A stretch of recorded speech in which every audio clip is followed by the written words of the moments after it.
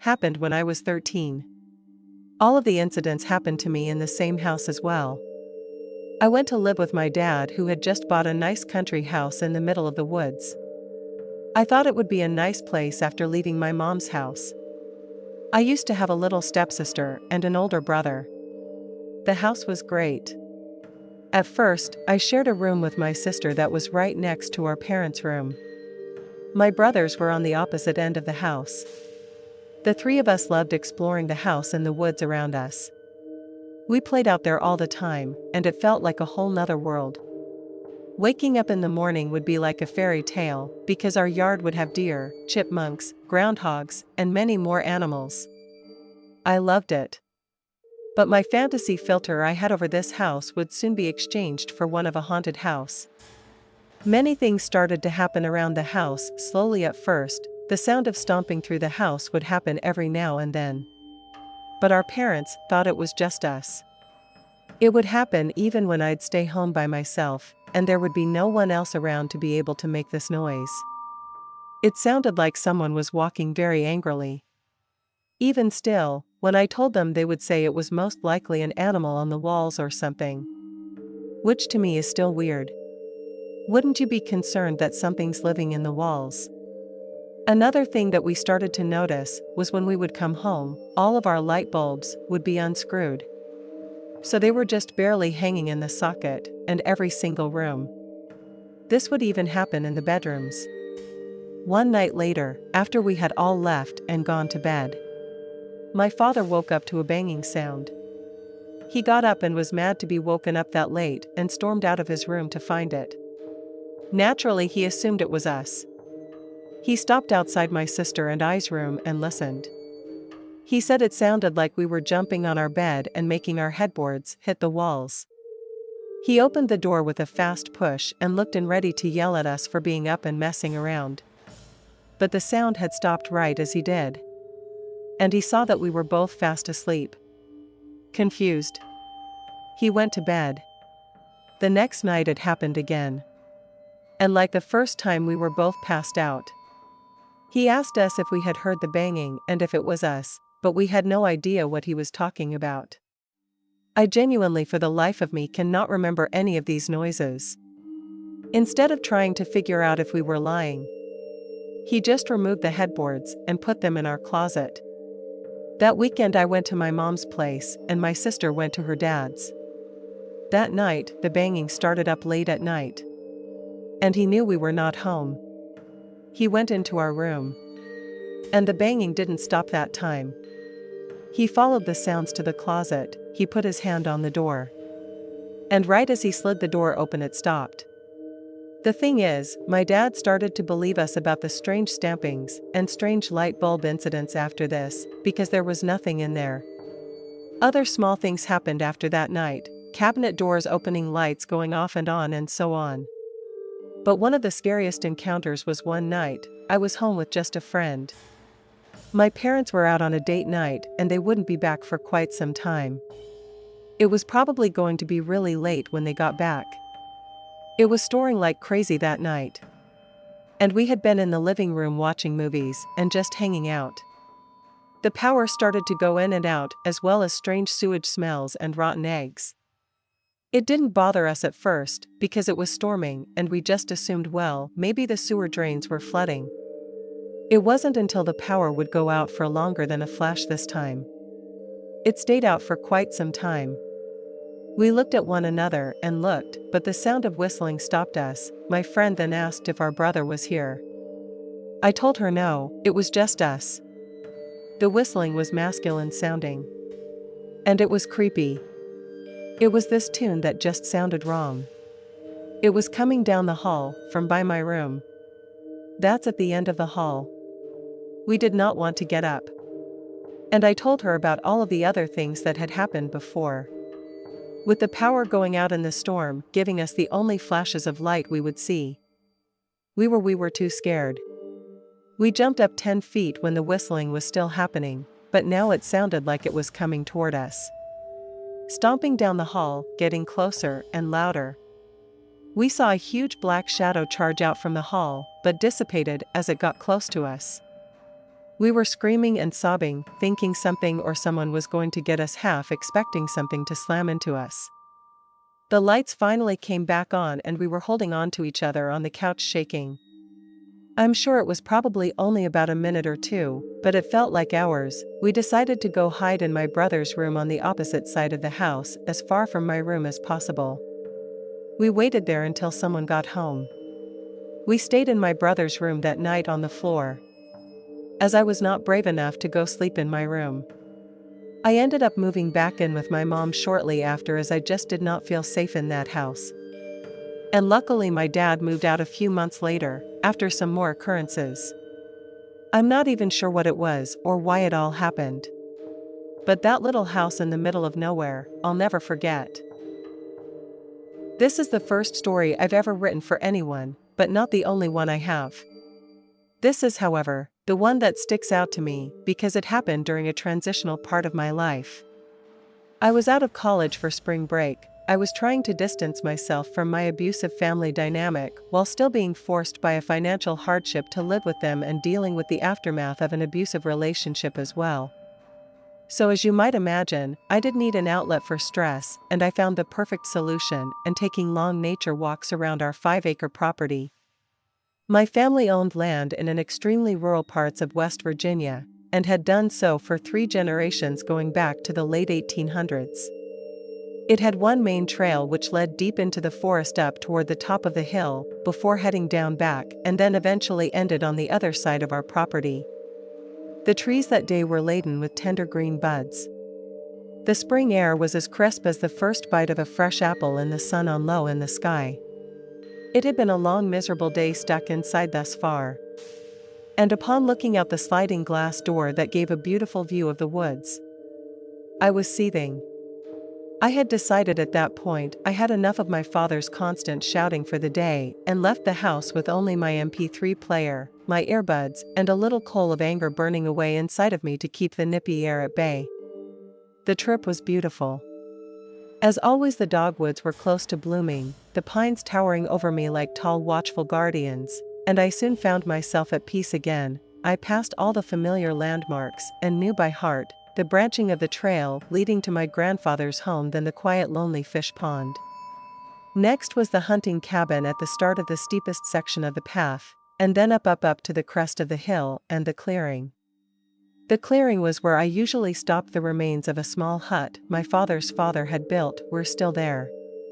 And then a few trees further were a deer stand my dad had allowed our neighbor to build in years, which I often claimed to read, have a snack on, or simply enjoy the view. Not so this time, however. I was feeling too full of energy to stop now. I chose to trek through the clearing and onward to the section of the path where it became steep, narrow, sticky with mud and precariously rocky. On I went for a while one year, but in with a Disney playlist blasting when I saw something strange. I didn't believe it to be strange at first, I guess.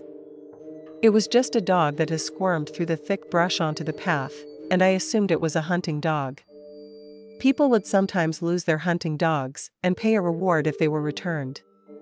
This is what I was hoping when I began to follow it. I called him, whistled, but it ignored me as it stubbornly ran off into the trees. After that point, I simply became curious, and my curiosity wouldn't allow me to stop following the dog until it took off deeper into the woods, never to be seen again or lead me to whatever mysterious destination it was dedicated to reach. I'll pause here to say yes, I did know that wasn't the smartest thing to do, and I would never have done it under any other circumstance. And that was exactly what was so strange. I felt compelled to follow this dug deeper and deeper into the forest, farther along the trail than I ever intended to upon first setting out, and I can't entirely explain to you why to this day. I followed it interest for what felt like an age. I knew it was grown later, and I acknowledged it, and yet I could not turn back. Then finally, as I was doing the struggle to convince myself to go back, I saw the dog trot off the path. I picked up a job to make sure I didn't lose it in the underbrush. And I both succeeded and failed in that endeavor. I succeeded because I didn't lose sight of him, but watched him duck into the bushes nearby. I was ready to leave the path to follow this dog all over hell and creation if I had to, but I almost failed to notice that it didn't exit the bushes. I could clearly see all around, and the area was too steep for it to lay down. I stood there puzzled for even just a second and took out my earbud to see if I could hear it. This is when I saw the man appear.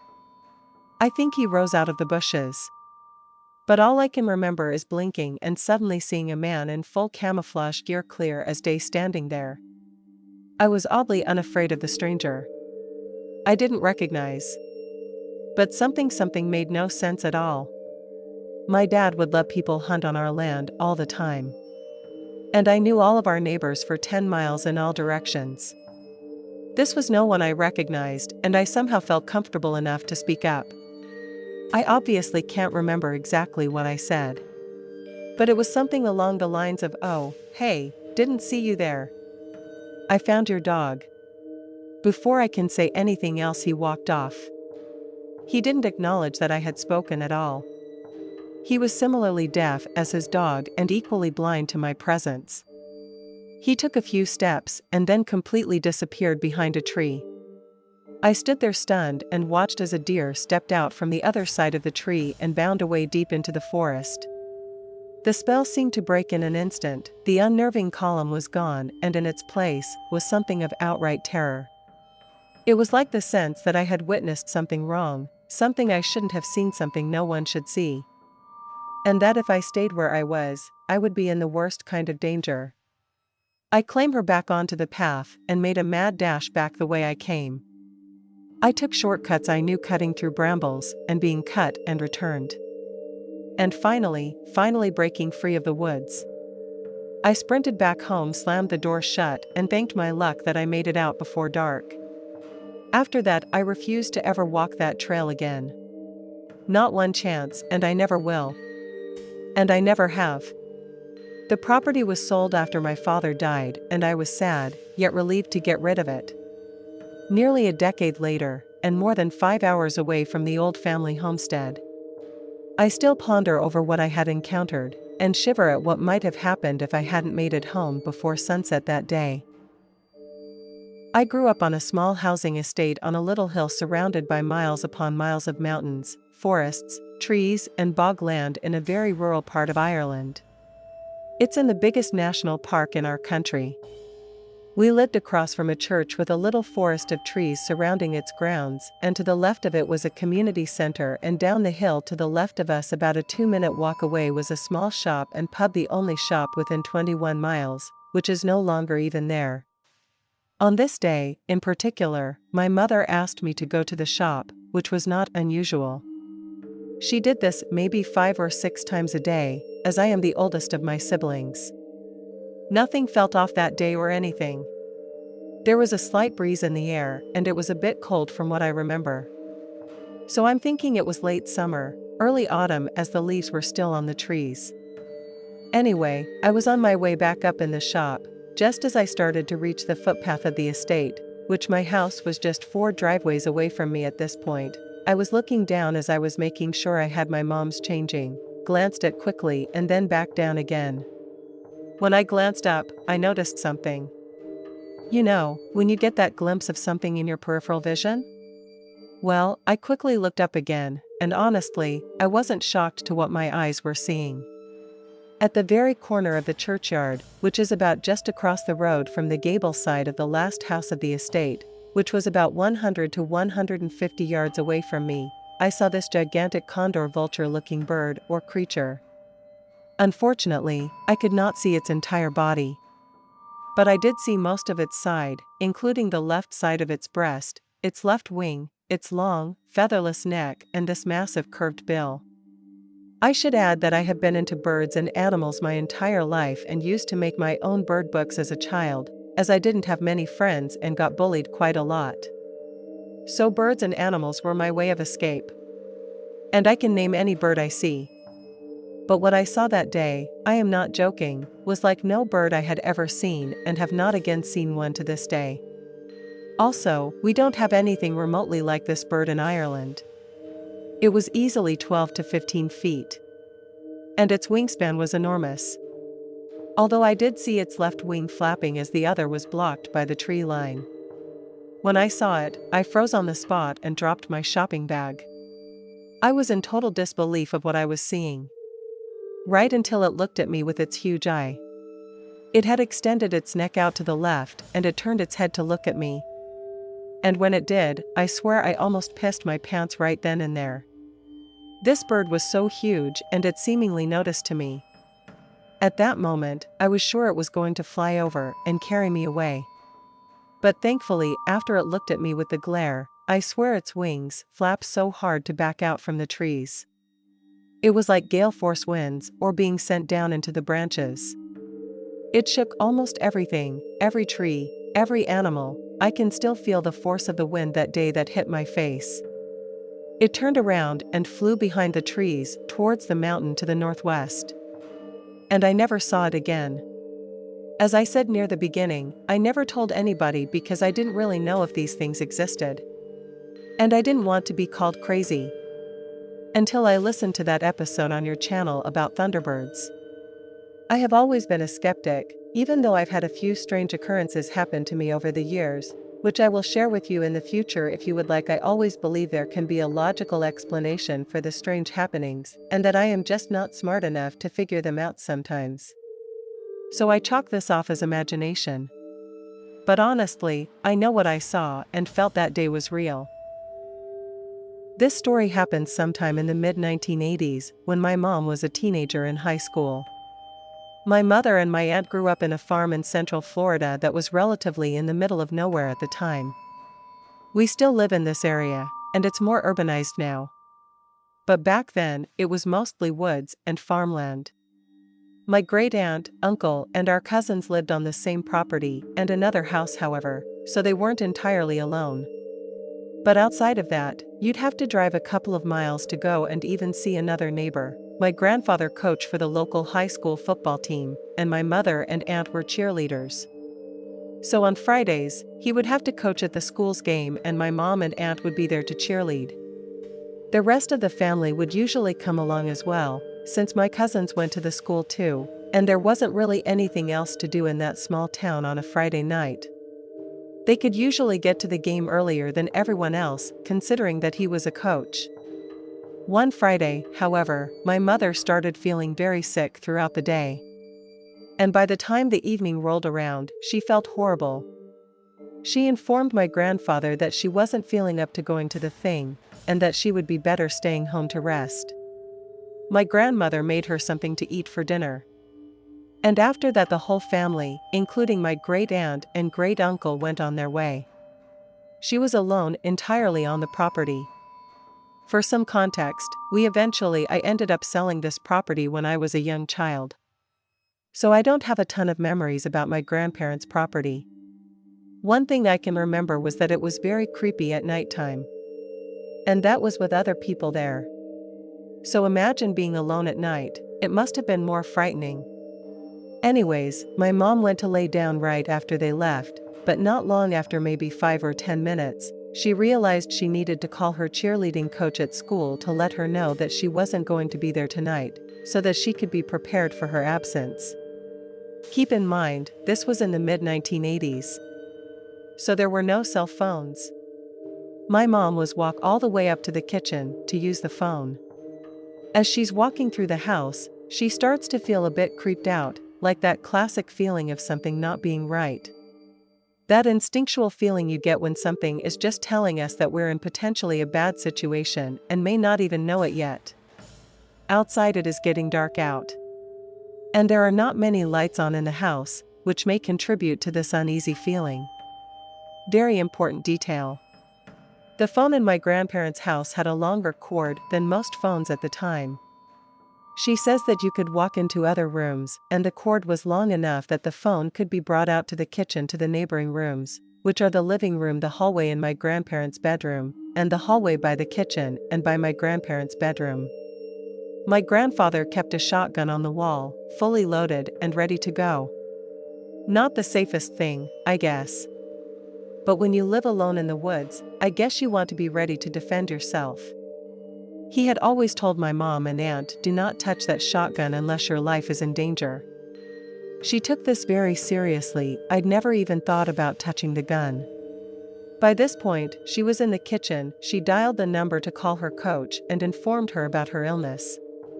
I believe they continued talking for a few minutes, because she says that the coach was still on the phone when my mom heard a strange noise coming from my grandparents' room. My mother, very frightened, told the coach he heard something and grabbed the shotgun off the wall phone, still pressed to her ear. She wasn't sure if she was overreacting and had imagined something. But she opened the door to my grandparents' room, and what she saw made her drop the phone right on the floor in shock. The window was completely open, and there was a large man with one leg over the windowsill and one leg still outside. What was so awkward about this, as she basically stopped in the middle of him coming in. And he realized that he had been caught by her, as if he was not expecting someone to be home, or that he simply did not expect her to have heard him coming in. They just stared at each other for about 5 seconds. Him just halfway in the room. Her just standing there in the doorway, phone in the floor with my mom's coach still on the line asking if she's okay, shotgun in hand staring at each other. Both almost unsure of what to do. My mom, terribly frightened, finally mustered up the will to speak in a very shy and very afraid voice and said, "I have a gun, turn around and leave or I'll shoot." The man just stood there. She said it as if he was wondering whether she was bluffing or not. Finally, after what seemed like hours of just staring, he suddenly swung his other leg and very fast and turns quickly like he was about to charge her. My mother, terrified with her hand shaken, fired the shotgun and hit him in the shoulder. The impact was enough to knock him down to the floor and send her back as well. It sent the man directly out the window he had come in. Blood was everywhere around the window. She picked up the phone now, sobbing, telling her coach to call the police for her. When she looks back, she saw the man running, clutching his shoulder, bleeding out all over their yard, running back to the woods behind their property. Keep in mind, he had just been shot in the shoulder with a shotgun. It's not like a handgun or something. This dude had basically just immediately gotten up like it was nothing. It started hauling ass off into the woods. I don't know the exact order of what happened next. But the police eventually did get there. Like, grandparents hurried home sometime shortly after, and the police were still there. I think what was most weird about this story was that there was a trail of blood that the guy had left as he was fleeing the property that went out into the woods. The police investigated and found that it continued for some ways into the forest and eventually just stopped. There was no body or anything, like the blood just stopped. And they never caught up with the guy. I think it's bizarre that she shot him in the upper torso with a shotgun. And around the window in the room looked like the scene of a horror movie. There was so much blood. How he got away, apparently alive, and so quickly, without the cops catching up to him, is absolutely odd to me. Years ago now, back when I was about 8 or 9, my folks and I lived in this huge, weird old house that was on the edge of this small town in rural Pennsylvania. The local school districts also happened to be in the middle of this big restructuring. So even though me and my little brother were only a couple of grades apart, I went to a different school and took a different path. U.S. This meant I was the last person to leave the house every morning, but also the first person to get home every afternoon, since my school was much closer than his. But this also meant that it was my job to make sure all the lights were off and all the doors were locked when I left every single morning to head off for school. So this one morning, I caught on to the fact that the light in the basement was on, and it was never on, and the door was open too. So before I left, I saw to it that the light was off and the door was locked.